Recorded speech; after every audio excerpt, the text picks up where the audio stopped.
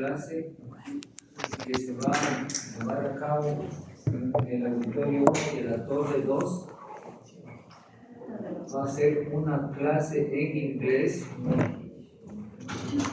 sobre, es un requisito que tenemos que llenar para la acreditación de la universidad. Entonces, repito, tienen que asistir, firmar el registro conmigo y hacer una tarea respecto del tema de la charla. Así que el día martes 25 de 2 a 3 de la tarde. Esa es la primera cosa. Y la segunda cosa es que hoy me reuní con algunas personas porque resultó más complicado el asunto de la configuración de las nuevas aulas porque son repotenciadas. Entonces estamos trabajando para que no haya estos desfases. Todavía falta completar la configuración de las aulas. Eso les aviso, así que todavía hay algunas cosas que se cambiaron hasta que podamos obtener que salgan fielmente las calificaciones. Bien, ahora vamos a continuar.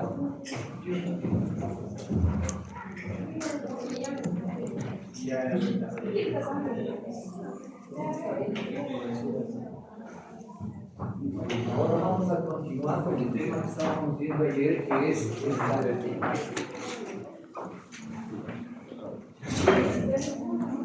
Este nuevo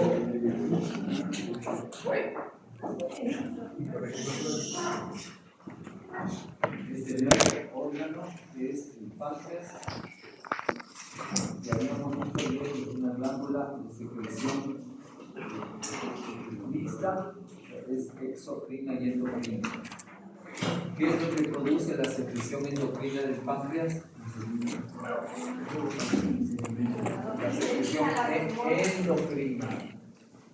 Insulina, mielina, glucagón, polipéptidos pancreáticos, pancreatina y grelina. Ok, la porción exocrina, porque es un proceso de un pandémico con las enzimas.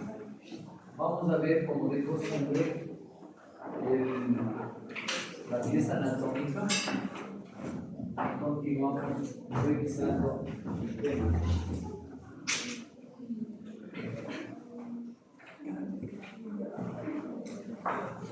El páncreas es una glándula con funciones endocrinas y exocrinas. Se localiza sobre la pared posterior del abdomen. Una disección en la que se ha retirado todo el tubo gastrointestinal, con excepción del duodeno. Aquí puede observarse el páncreas. Se compone de 4 partes: cabeza, cuello, cuerpo y cola. La cabeza del páncreas está abrazada por la curva interna en forma de C del duodeno. El cuello, el cuerpo y la cola se extienden hacia la izquierda y ligeramente hacia arriba, y terminan aquí, cerca del vaso, región que observaremos en breve. Se encuentra en el cuerpo de la rana.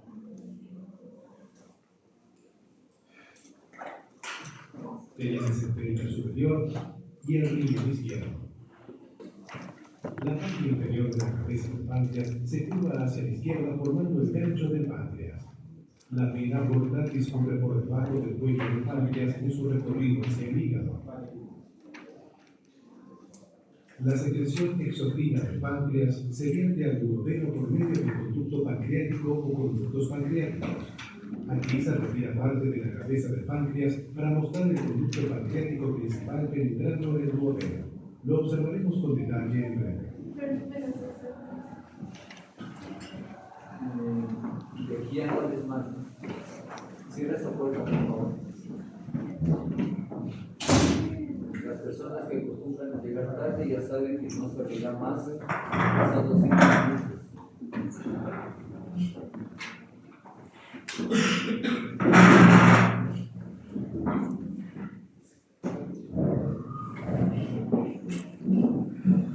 Y como dijimos ayer, el páncreas entonces es una glándula de secreción exocrina.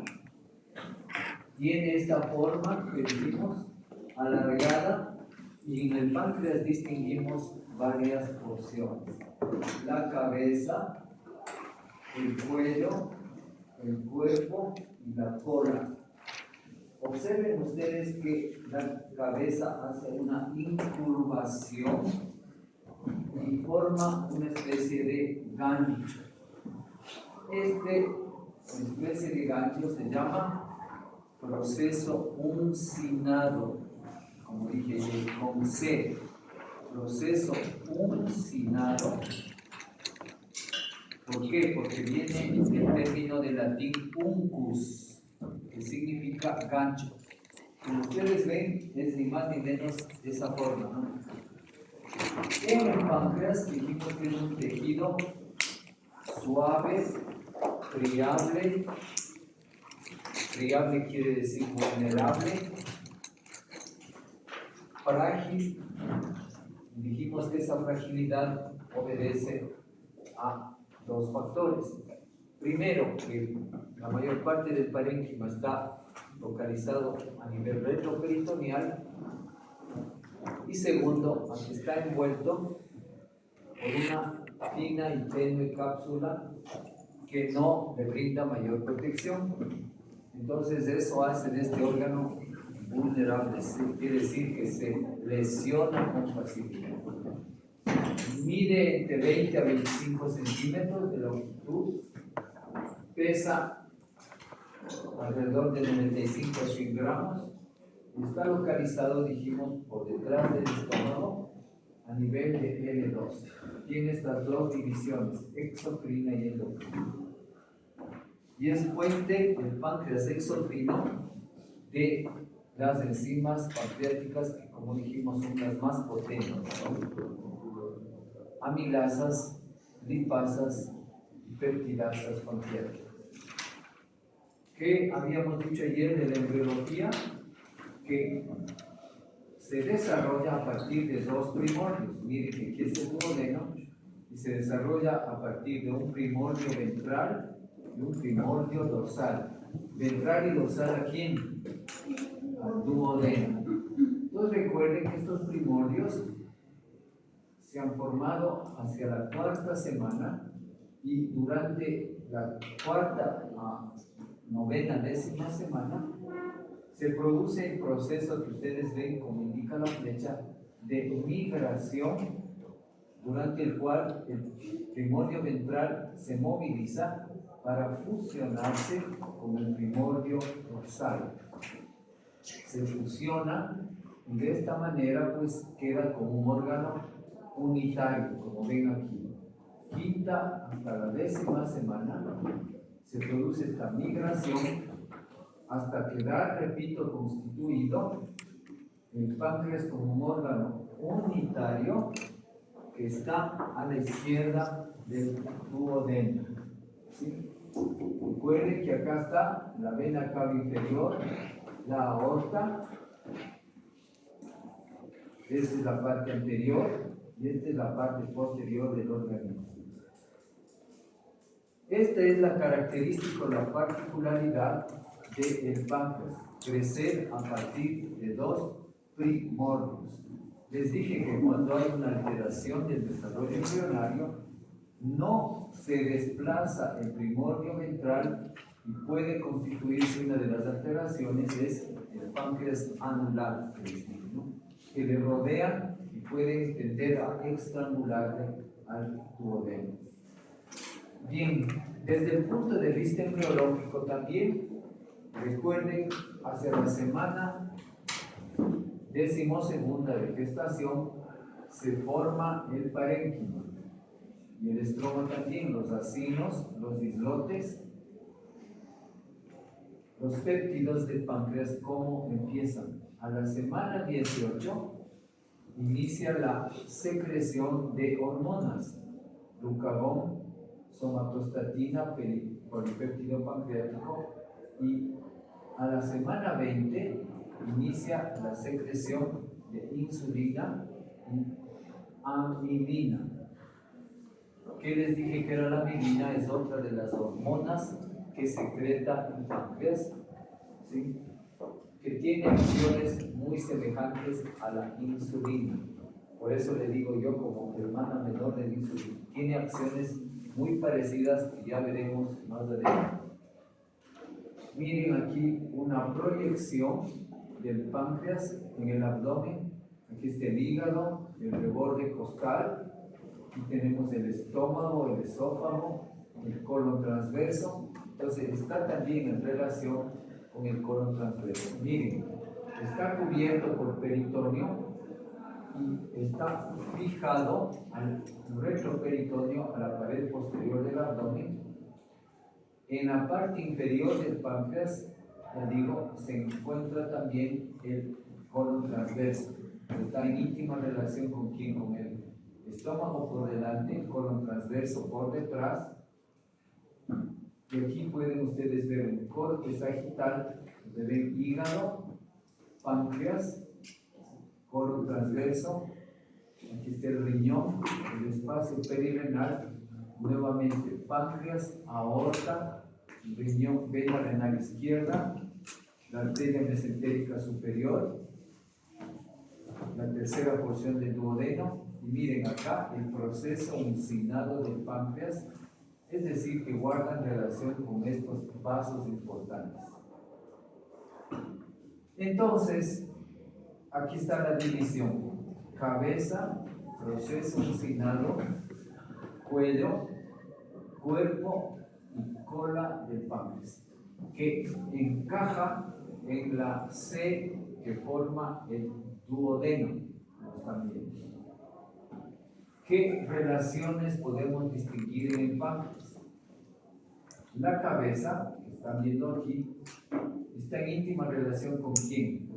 Con la segunda porción del duodeno, con la tercera porción del duodeno, que está aquí. El proceso uncinado, que es este, ¿con quién está? Está en relación con la vena cava inferior, con la vena porta. El cuello del páncreas está en relación ¿con qué? Con la vena porta, con la arteria y vena mesentéricas superiores. Aquí, más atrás está la aorta. El cuerpo, que lo ven aquí, se relaciona con dos vasos importantes. ¿Cuáles son esos vasos? La arteria y la vena esplénicas. Arteria y vena esplénicas o vena, arteria y venas bienales. La arteria esplénica, que la pueden ver aquí, tiene una forma o adopta una constitución como espiral, tiene ondulaciones. Una posible explicación de estas ondulaciones que tiene la arteria esplénica es para reducir o disminuir un poco la presión arterial con la cual llega la sangre ¿a quién? ¿A quién le lleva la sangre de la arteria esplénica? Al base.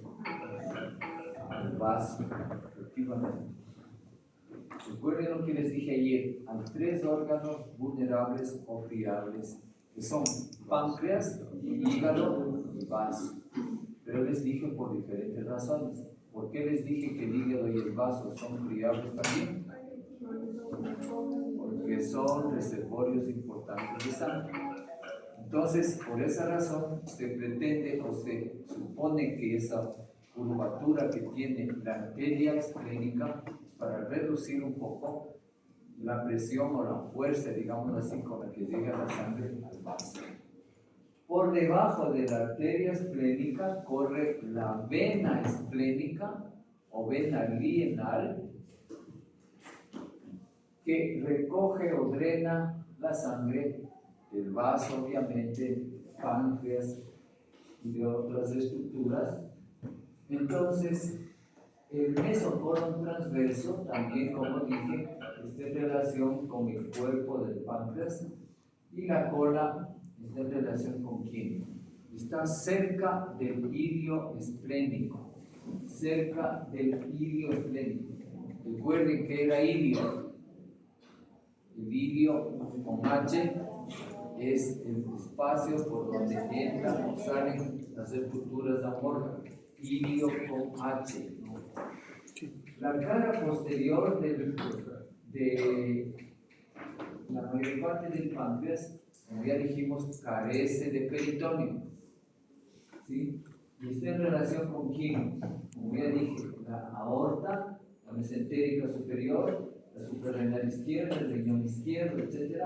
La cara posterior del páncreas. Excepto una porción de la cola, el resto es retroperitoneal. Aquí pueden observar entonces una pieza anatómica, páncreas, el proceso uncinado, la cabeza, el cuello, el cuerpo y la cola del páncreas.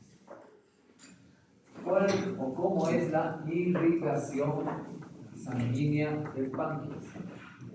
La cabeza está irrigada por la arteria gastroduodenal, y la arteria gastroduodenal es rama de la hepática común. Recuerden las tres ramas del tronco celíaco: hepática, esplénica y gástrica izquierda. Y aquí están viendo la arteria gastroduodenal. Observen, la arteria gastroduodenal que emite ramas, emite especialmente las pancreatoduodenales superiores, anterior y posterior. Emite las arterias pancreatoduodenales superiores, anterior y posterior. ¿Ramas de quién? De la gastroduodenal. También la cabeza es irrigada por la arteria mesentérica superior, que emite las pancreatoduodenales inferiores, anterior y posterior. No olviden, o sea, las pancreatoduodenales superiores, anterior y posterior, ramas de la gastroduodenal y del tronco cerebral. Las pancreatoduodenales inferiores, anterior y posterior, ramas de la mesentérica superior. Estos dos sistemas, parecido a lo que hace el arco de Río-Lana, forman el arco o arcada de Kirk, que representa la anastomosis entre el tronco celíaco y la mesentérica superior para irrigar a quién? A la cabeza del páncreas, sobre todo, ambos sistemas, mesentérica superior y tronco celíaco. Entonces aquí miren las arterias que van a irrigar sobre todo cabeza del páncreas. El cuello y el cuerpo del páncreas, ¿quién irriga? La arteria esplénica, que da varias ramas, 3 a 7 ramas para el cuello y el cuerpo. Miren, de aquí se desprenden estas arterias tributarias y también la arteria pancreática dorsal. Entonces, la esplénica cumple esta función también, además de irrigar al vaso, ¿no? Y la cola del páncreas está irrigada por la arteria gastroepifloica izquierda, y la gastroepifloica izquierda, rama de quién es? De la esplénica. Entonces la arteria esplénica, diríamos que irriga una buena parte del páncreas. Aquí estamos viendo que la cola está cerca del ilio del vaso. En resumen, ¿quién irriga el páncreas?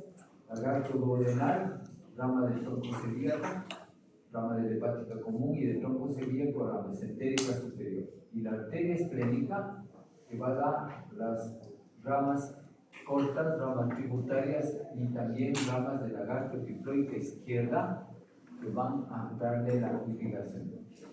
El drenaje linfático corre a cargo de las venas satélites del mismo nombre, y las venas que drenan al páncreas terminan en la mesentérica superior, en la esplénica, y algunas van directamente a la vena porta. Entonces aquí vemos las venas de la garganta izquierda, de la esplénica, vena pancreática inferior, etc. Y el drenaje linfático del páncreas es también abundante. Entonces tenemos unos nódulos superiores, inferiores, anteriores, posteriores. Por eso se dice que el páncreas tiene un buen drenaje linfático y eso hace desafortunadamente que cuando hay cáncer de páncreas puede haber migración de células malignas, puede hacer metástasis fácilmente, donde a los órganos vecinos, al estómago, al duodeno, a distintas partes. Una persona que creó algo que ustedes tienen junto a ustedes murió con cáncer de páncreas. ¿Quién fue?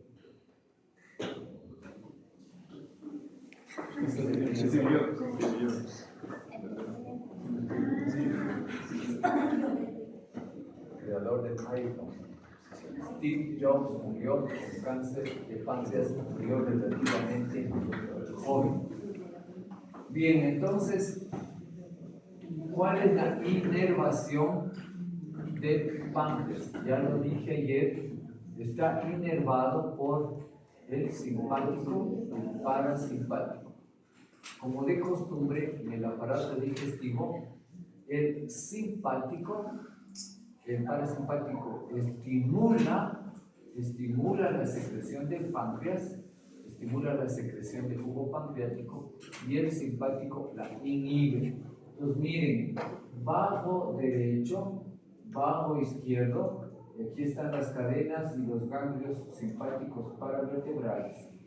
De modo que tenemos ramas preganglionares que hacen sinapsis entonces y van a dar inervación al parénquima pancreático, a los vasos sanguíneos, al páncreas exocrino y endocrino. Y también tenemos fibras para la información dolorosa. Y en cambio, el simpático da fibras postganglionares, o está formado por fibras postganglionares del plexo celíaco o solar, plexo solar que ustedes ya consultaron. Entonces, como leen aquí, la secreción es estimulada por el parasimpático e inhibida por el simpático. Ya saben que en el aparato digestivo se invierte. Entonces aquí vemos nuevamente, ¿no?, el resumen. Vago derecho, vago izquierdo acompañan a los vasos sanguíneos y van a inervar toda el parénquima de los vasos sanguíneos del páncreas. Como hemos dicho al referirnos al intestino delgado y grueso, vuelvo a repetir el mismo concepto. La secreción pancreática se regula por dos vías, nerviosa y hormonal. Repito, la secreción pancreática se regula por dos vías, nerviosa y hormonal, pero definitivamente si comparamos, ¿cuál es más importante o poderosa? Podría yo preguntar, ¿cuál es más importante o potente? ¿La inervación nerviosa o hormonal? La hormonal.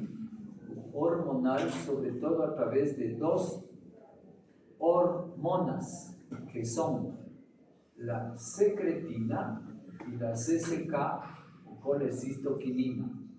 Repito, hay dos hormonas, hay otras más obviamente, pero hay dos hormonas que juegan un papel central. La secretina y la colecistoquinina o CCK. Aquí está, secretina y colecistoquinina. ¿Cuál es el sistema ductal del páncreas? El sistema ductal está conformado por los dos conductos.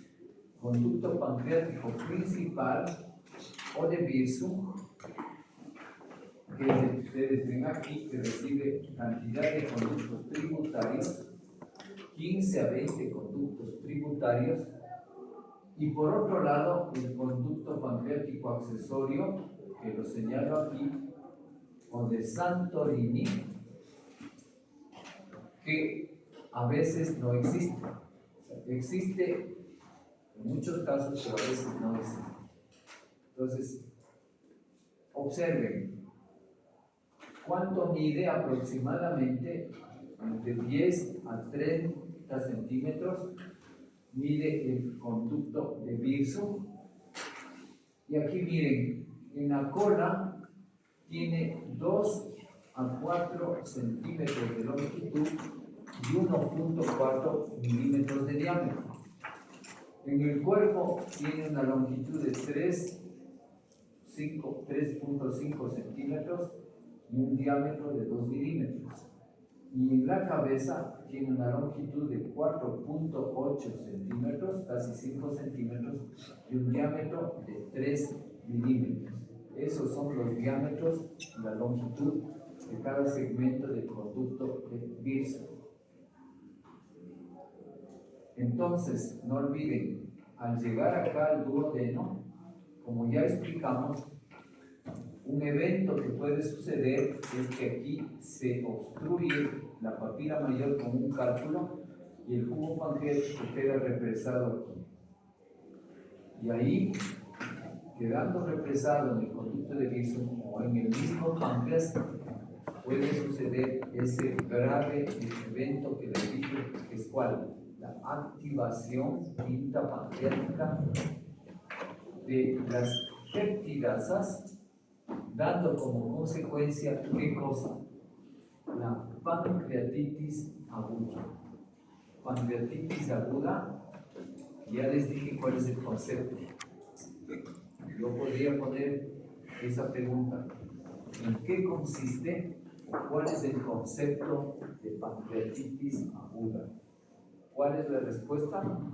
Activación intraparenquimatosa de las peptidasas pancreáticas con autofagia o autodigestión del órgano. Activación intraparenquimatosa con autofagia, o sea, se digiere, se come a sí mismo el páncreas. Ese es el concepto de pancreatitis aguda. Aquí ven ustedes esto que ya hemos explicado: el conducto colédoco, el conducto pancreático, la papila mayor. En otra clase yo les dije, ¿no? Otra forma, otra válvula de seguridad es la siguiente: cada conducto tiene un esfínter. O sea, el conducto colédoco tiene un esfínter, el conducto pancreático tiene un esfínter y hay un esfínter común, que es el esfínter de Oddi.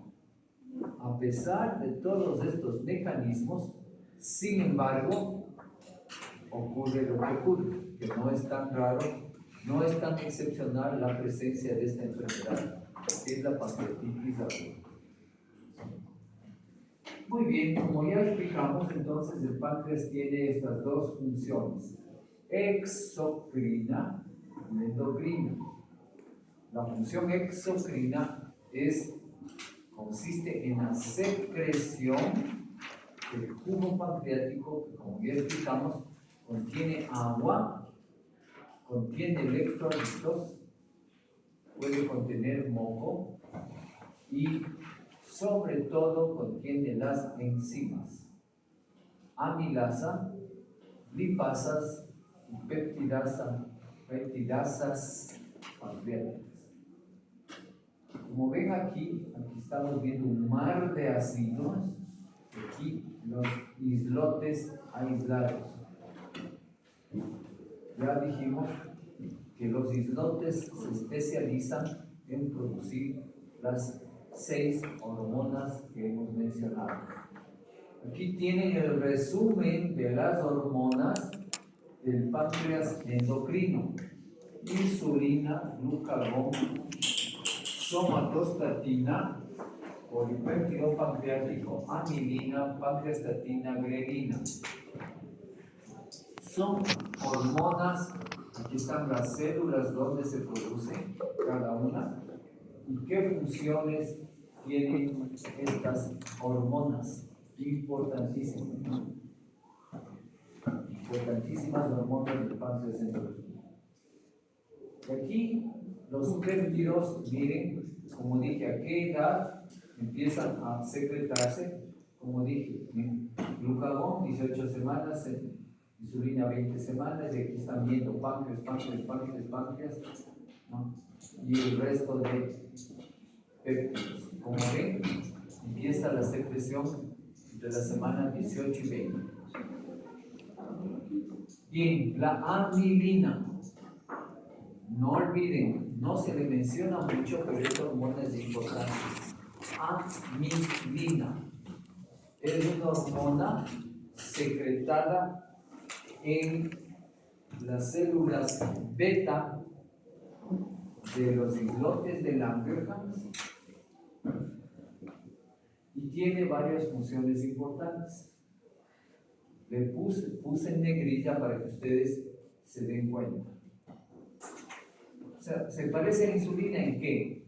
En que tiene un efecto hipoglicemiante. ¿Sí? Tiende a, cuando la glicemia sube, tiende a volver a su nivel normal. Pero las acciones particulares o especiales son estas: prevenir los picos de glucosa, o sea, picos postprandiales de glucosa. Repito, prevenir picos postprandiales de glucosa.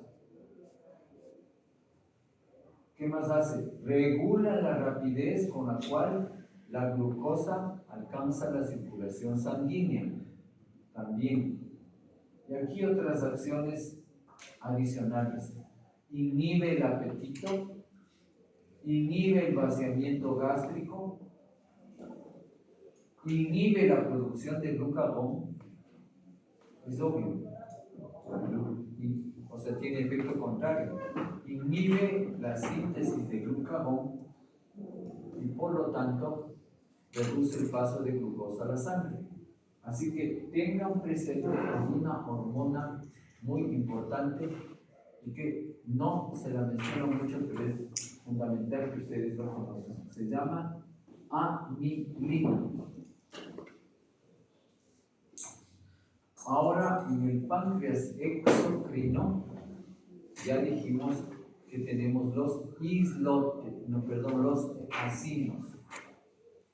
Como ya saben, un acino está constituido o está integrado por las células acinares. Un acino pancreático, en este caso, está formado por células acinares. ¿Cómo son esas células acinares?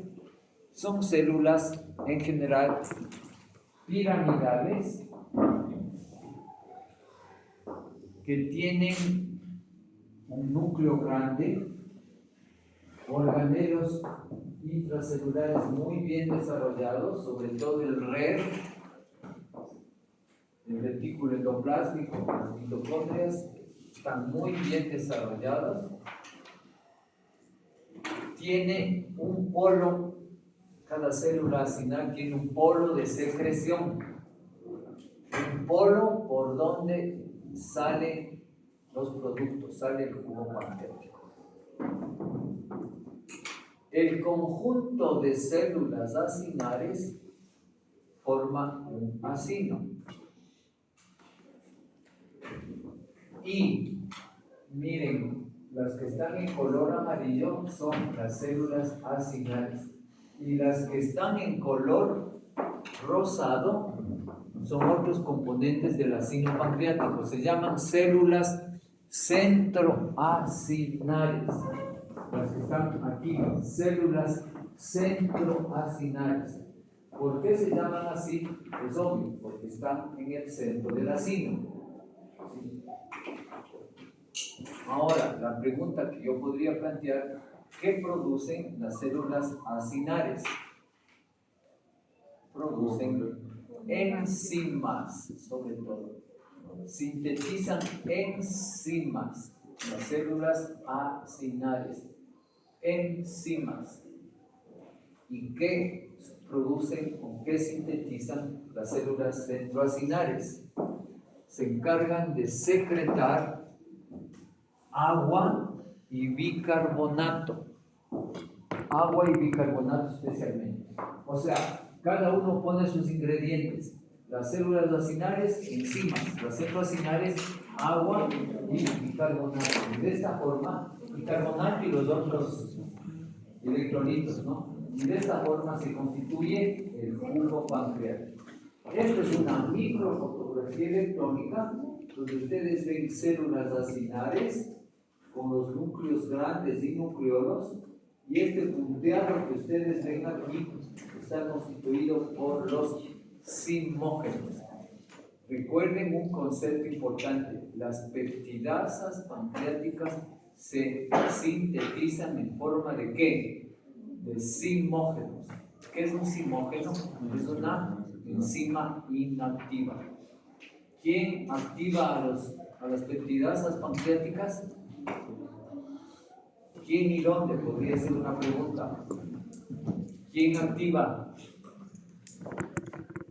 Apenas a principios de semana o la semana pasada les dije. ¿Quién activa?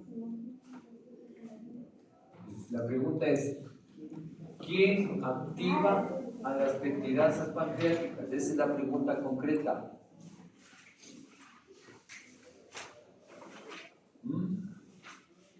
Les dije clarito, cuando llegan al duodeno hay alguien que activa, sobre todo al tripsinógeno. ¿Quién es? La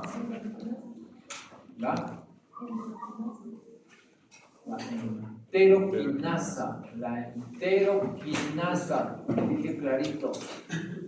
La enteroquinasa activa el tripsinógeno y después se sigue activando a sí mismo y a las demás. Bueno, aparte de las células centroacinares, tenemos también las células ductales. Repito, entonces en un acino pancreático tenemos las células acinares.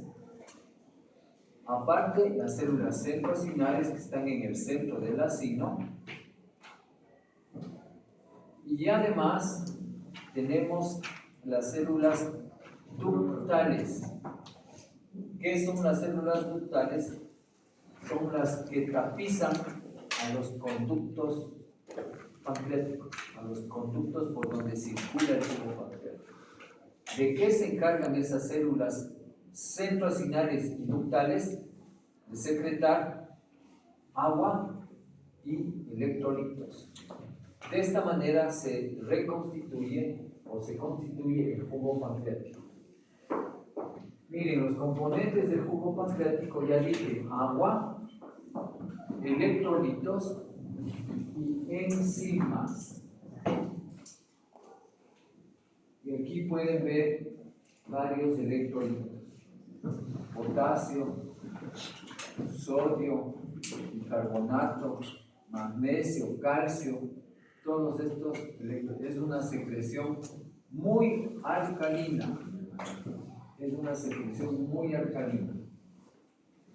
Y aquí ven ustedes las distintas, los neuropéptidos, las enzimas, sí, pues las enzimas pancreáticas. Entonces, amilasa, peptidasas y lipasas pancreáticas. Ahí está resumido las enzimas pancreáticas. Muy bien, si también aquí nos toca, en el páncreas, nos toca relacionar con las fases de la digestión, que como ustedes saben son fase cefálica, fase gástrica y fase intestinal. Entonces, la pregunta sería: ¿qué porcentaje de jugo pancreático se secreta durante la fase cefálica de la digestión? Respuesta: poco jugo pancreático. Aumenta la secreción de jugo pancreático ¿cuándo? En la fase gástrica, aumenta un poco. Pero cuando mayor cantidad de jugo pancreático se secreta es en la fase intestinal. O sea, la pregunta podría ser también: ¿en qué fase de la digestión se secreta mayor cantidad de jugo pancreático? Respuesta: fase intestinal. ¿Cuándo? cuando el quimo pasa al duodeno. Entonces, miren otro dato interesante. El duodeno recibe 20 a 30 mil equivalentes de ácido clorhídrico por hora. 20 a 30 mil equivalentes de ácido clorhídrico por hora, con un pH aproximado de 2. Entonces, inmediatamente tiene que neutralizarse, tiene que subir a 6 o 7 o más, lo cual es compatible para que las enzimas digestivas puedan trabajar en el intestino delgado. ¿Está claro? Es fundamental. Entonces aquí tenemos ya las distintas enzimas, la amilasa, las lipasas, las peptidasas, que ya las hemos mencionado. Entonces repito, tenemos amilasa, lipasas y peptidasas que se subdividen, como ustedes ya saben, en endopeptidasas, que son cuáles: tripsina, quimotripsina y elastasa, y exopeptidasas, como son las carboxipeptidasas A y B. Entonces, y recuerden lo que puse aquí en rojo. Para evitar que se activen accidentalmente las peptidasas dentro del páncreas, existe ¿qué cosa? Péptido inhibidor de la tripsina. Péptido inhibidor de la tripsina evita generalmente que se active dentro del páncreas. Aunque ya sabemos que no es una protección absoluta. ¿Por qué? Porque puede fallar, y de hecho falla, y ocurren esta grave enfermedad como es la pancreatitis aguda y crónica en algunos casos. Muy bien, esto sería de manera general, pero vamos a continuar revisando más. En este caso nos toca ver. Recuerden entonces, desde el punto de vista embriológico, ya he mencionado que empieza a la 4ª semana de gestación el páncreas su desarrollo a partir de 2 primordios o 2 esbozos, el ventral y el dorsal. Entonces, recuerden que el páncreas se origina a partir del endodermo, del intestino primitivo anterior, y aquí pues empieza, aquí está endodermo, y se empieza a desarrollar tanto el parénquima como el sistema ductal del páncreas. Los islotes igualmente se desarrollan a partir del endodermo. Aquí tenemos un islote de Langerhans rodeado de muchos acinos. Aquí está una yema ventral, una yema dorsal, revestimiento endodérmico del duodeno. Recuerden cuando vimos la rotación del tubo digestivo, ¿no? Recuerden cómo el estómago rota 90 grados y también se inclina, y al inclinarse el duodeno sube, y cuando sube el duodeno también el páncreas para encajarse a nivel de la cabeza del páncreas, ¿no? Entonces miren, aquí está el gráfico, observen el páncreas ventral, el páncreas dorsal, y miren también que en el caso del hígado, como ya veremos, se origina a partir de 2 primordios. El hígado también se origina a partir de 2 primordios, un primordio mayor y un primordio menor, pero ya veremos de eso. Entonces, miren el páncreas, primordio ventral y dorsal, miren cómo empieza la migración, observen cómo continúa progresando y finalmente se tiene que unir, se tiene que fusionar el primordio ventral con el primordio dorsal. Bueno, la yema ventral, ya dijimos que forma la cabeza, el proceso uncinado, y el primordio dorsal con el cuello, el cuerpo y la cola del páncreas. Conducto de Virsu, el conducto de Santorini. Ya dijimos dónde ingresa el conducto de Virsu, en la papila mayor, y el de Santorini en la papila menor. También que la mayoría de péptidos inician la secreción de la semana 18 y la insulina y amilina empiezan a partir de la semana 20 de gestación. Desde el punto de vista de los cromosomas, ¿qué cromosomas? Esta es otra cosa importante. ¿Qué cromosomas inducen el desarrollo del tejido pancreático? Tenemos PAX4 y PAX6. Podría preguntar, ¿qué cromosomas inducen la expresión del tejido pancreático? Tenemos estos dos, PAX4 y PAX6. Bien, desde el punto de vista histológico, ya les dije que está formado por los acinos, que tienen células acinares, células centroacinares y tienen también las células ductales. Las células ductales o conductos por donde circula el jugo pancreático. Miren, aquí vemos dos islotes, un islote, y esto estamos viendo entonces histología, ¿no? Como ustedes pueden apreciar, esto es páncreas exocrino. Recuerden que al iniciar este hemiciclo les había dicho que hay una gran similitud entre dos glándulas, la parótida y el páncreas. Por eso se le suele llamar al páncreas la glándula salival abdominal, porque su histología es muy semejante a la parótida. Miren, aquí páncreas exocrino, pero aquí resalta claramente ¿quién? Un islote de Langerhans. Entonces, miren, ya visto más panorámicamente, aquí está un conducto intercalar, un vaso sanguíneo, la cantidad de acinos, un conducto interlobular, miren, un conducto intralobular, y miren acá un islote de Langerhans. Entonces, esto es una visión más ampliada del parénquima pancreático.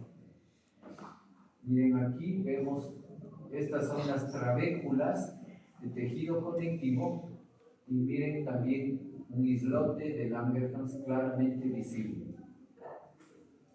Otra vez vemos una cantidad de acinos, un conducto excretor, y acá vemos un islote, pero más claramente se lo ve aquí, un islote de Langerhans. Entonces ya dijimos que está rodeado por una cápsula. También cada lóbulo está compuesto por varios lobulillos, y cada lobulillo está compuesto por acinos, ¿sí? Entonces, el páncreas exocrino ya lo acabo de resumir. Páncreas exocrino, células acinares, acinos, células centroacinares, conductos excretores, conductos interlobulizares, y finalmente conductos de Virsu y de Santorini. Ya lo dije que en el interior de ¿cómo es una célula acinar? Dijimos una célula triangular o piramidal. Ya vamos a ver más adelante las células acinares, que tiene abundantes organelos, un núcleo grande, puede tener uno o dos nucleolos, y está muy desarrollado el retículo endoplásmico, las mitocondrias, y sobre todo se caracteriza por la presencia de gránulos decimógenos. Bien, Los conductos pancreáticos ya dijimos que están tapizados por las células ductales. ¿Sí? Las células ductales, ¿qué secretan? Agua, bicarbonato, y esto es lo que constituye el vehículo para que viajen ¿quiénes? Las enzimas. Entonces acá vemos nuevamente lo que es histología, ¿no? Un conducto intercalar, tiene epitelio cúbico, conducto intercalar. Miren, un conducto intralobular, también tiene epitelio cúbico. Miren, aquí estamos viendo el conducto intralobular. Y recibe las secreciones de quién? De los conductos estos de acá, conductos intercalares. Pues miren, conducto intercalar, luego conducto intralobular, y luego los conductos interlobulares, que tiene epitelio cúbico o cilíndrico.